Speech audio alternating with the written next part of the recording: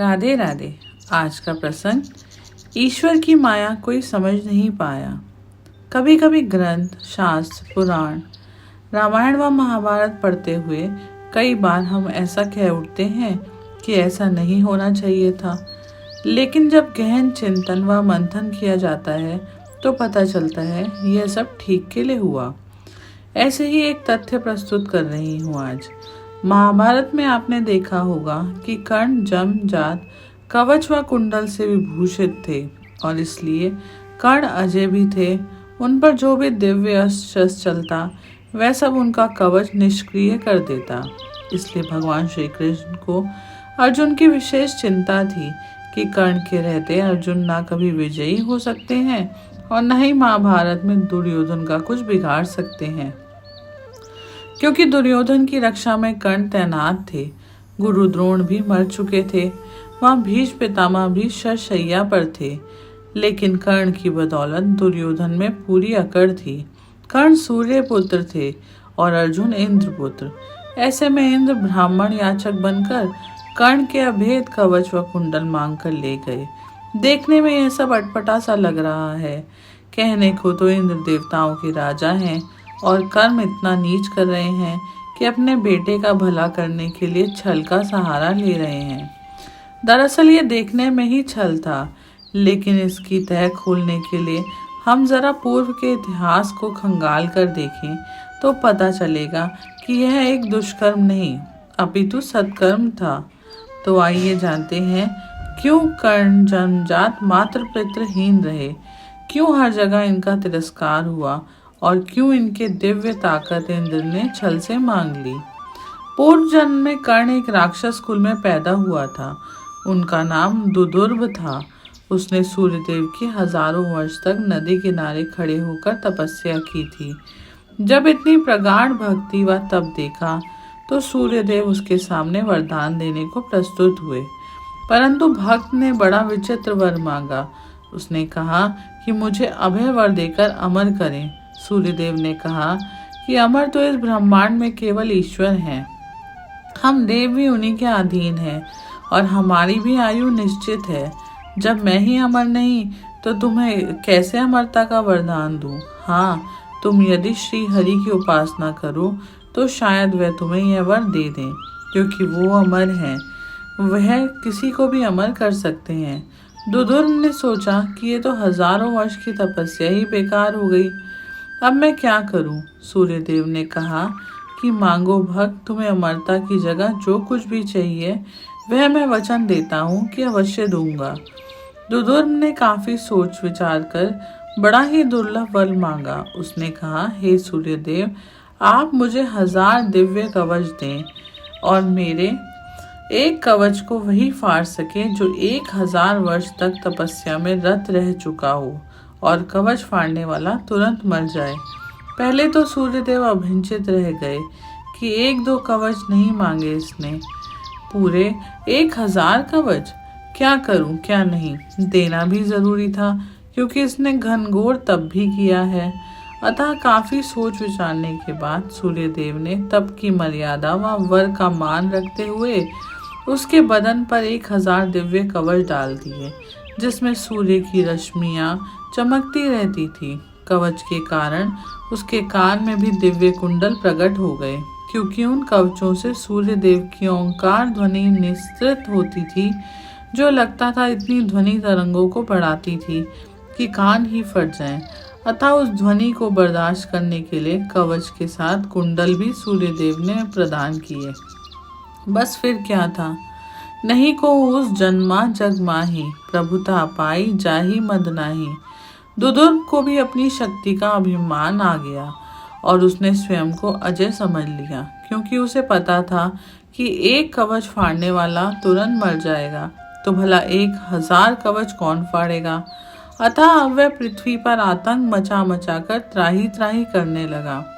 उसका दंभ इतना बढ़ गया कि दुदुर्भ से उसका नाम दंभोधवा पड़ गया।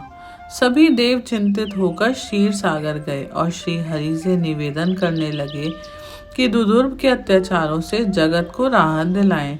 श्री हरि ने कहा कि धर्म और रुचि की 2 संतानें नर व नारायण बद्रीवन में घनघोर तपस्या कर रहे हैं। वे तप की मर्यादा बांधने को ही अवतरित हुए हैं और उन्हें कई हजार वर्ष हो गए हैं तप में लीन हुए। आप उनसे ही निवेदन करें कि वो दंभोदवा का दम दूर करें। सभी देवता नर और नारायण के पास जाके दंभोदवा के उत्पात व उसके 1000 कवच के विषय में उनसे बताने लगे। तब नारायण ने कहा कि यदि वह हमारे तप के विरुद्ध कुछ करेगा तो अवश्य ही हम कुछ करेंगे, लेकिन बिन बात हम उसे कुछ नहीं कहेंगे।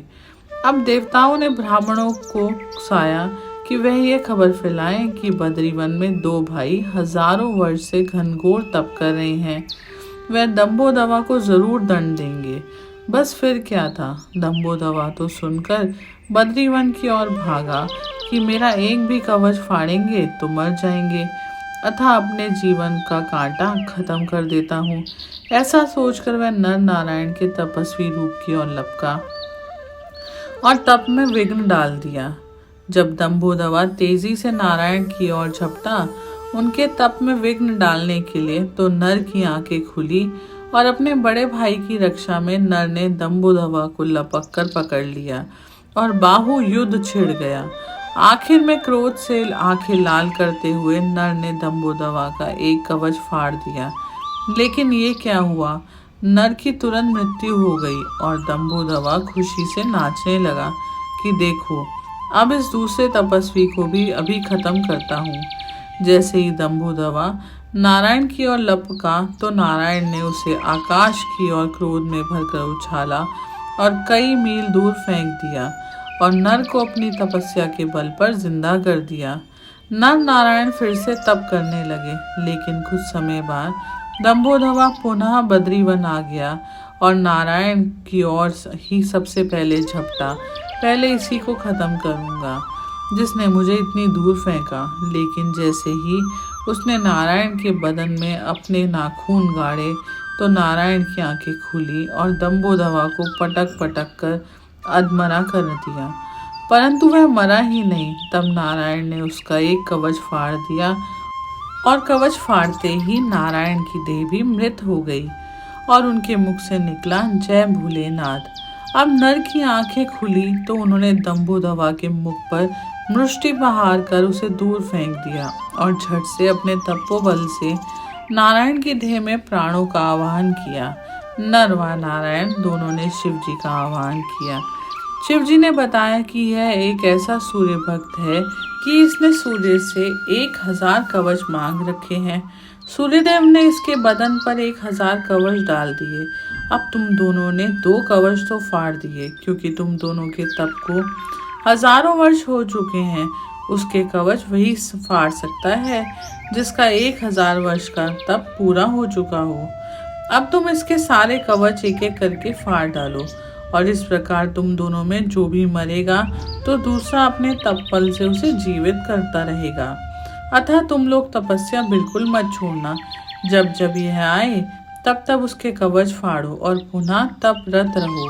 इतना कहकर भोलेनाथ अंतर ध्यान हो गए। अब तो नर नारायण ने कठोर तप आरंभ कर दिया। अब तो दंभोदवा फिर से आ टपका।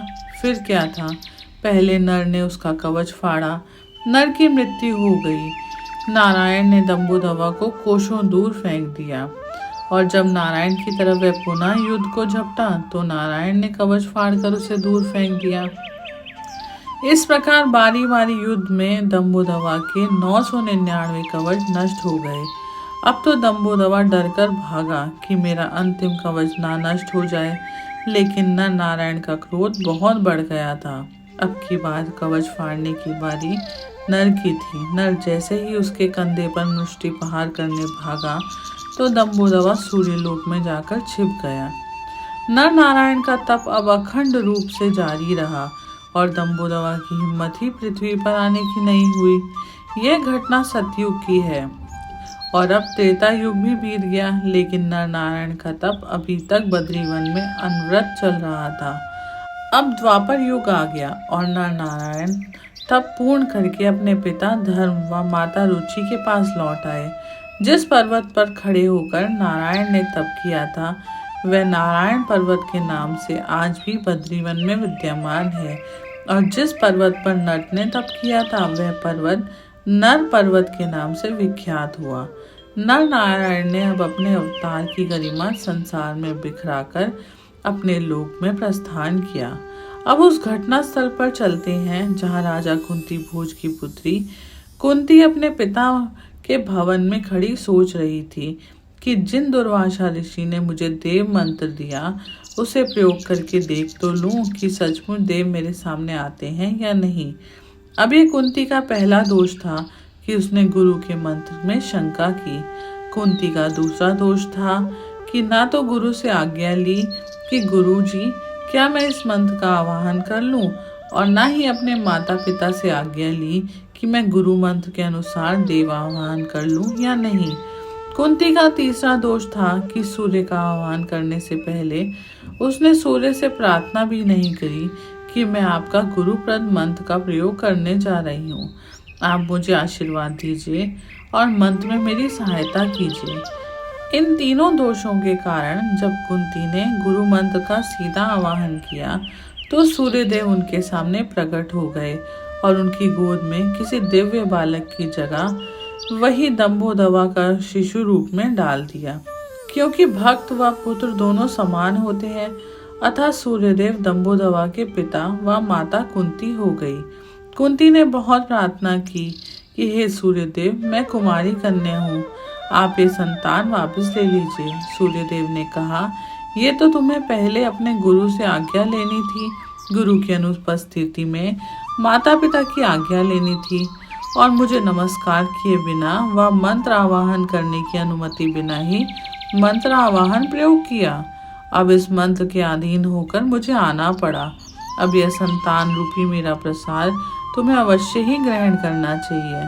चिंता मत करें, यह तेजस्वी बालक है, इसके बदन पर मेरा ही तेजोमय कवच व कानों में मेरी ओंकार ध्वनि तरंगित करने वाले कुंडल हैं, जिससे यह बालक तपो तेज में अद्वितीय होगा। इसे कोई नहीं मार सकेगा, क्योंकि इसके कवच के कारण यह हर अस्त्र शस्त्र मरण मारण उच्चारण आदि सभी प्रभावों से मुक्त रहेगा। अतः यह बालक मेरा भक्त भी बनेगा। तुम इसका खुशी खुशी पालन करो, लोक निंदा की परवाह मत करना। इतना कहकर सूर्यदेव अंतर्ध्यान हो गए। दंभोदवा ही अब शिशु रूप में इस धरा धाम पर आया था और 1000 कवच में सारे कवच फाड़ दिए गए थे। केवल जो कवच रह गया था अब इस जन्म में भी वह इसके बदन पर पड़ा हुआ था। जो भी कवच को इस जन्म में फाड़ेगा वह जरूर मरेगा। कुंती ने लोक लाज के भय से वह बालक टोकरी में रखकर गंगा जी में बहा दिया, जिसे राजा धृतराष्ट्र के सारथी ने पाला। नर की ही बारी थी कवच फाड़ने की, और वही नर अब द्वापर में कुंती के यहाँ जन्मा। हरे कृष्णा।